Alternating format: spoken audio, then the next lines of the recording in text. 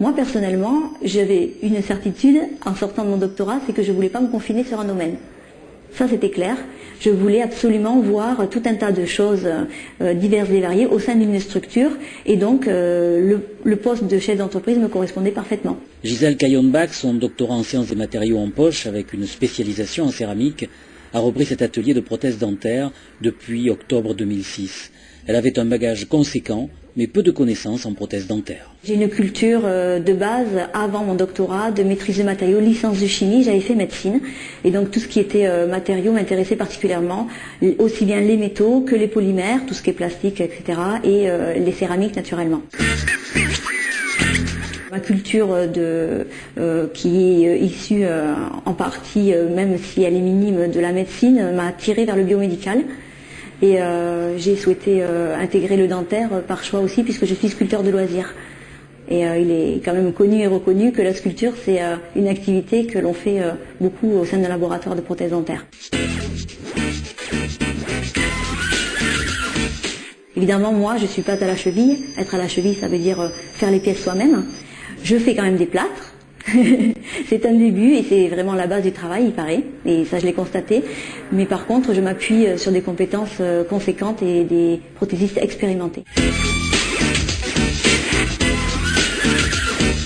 Elle est venue en stage plusieurs fois, elle est très douée manuellement, elle comprend très très vite et puis bon, disons qu'elle a un niveau intellectuel bac+8 qui lui permet aussi de...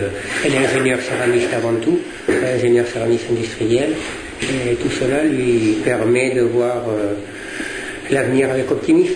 En plus de l'atelier, elle gère une autre société, Dentinov, qui propose un procédé très évolué de fabrication de chapes dentaires.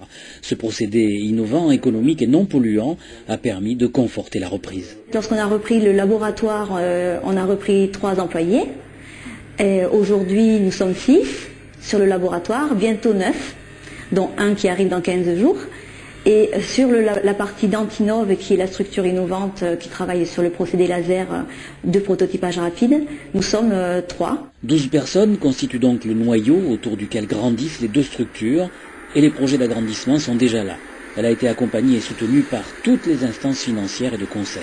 Je pense qu'il y a du travail pour tout le monde. Il s'agit de se positionner sur des créneaux de qualité ou de quantité. Chacun adopte sa politique. Et en l'occurrence, pour le travail de Dentinov, on fournit aujourd'hui des pièces métalliques et elles sont petites, pas fragiles et facilement exportables.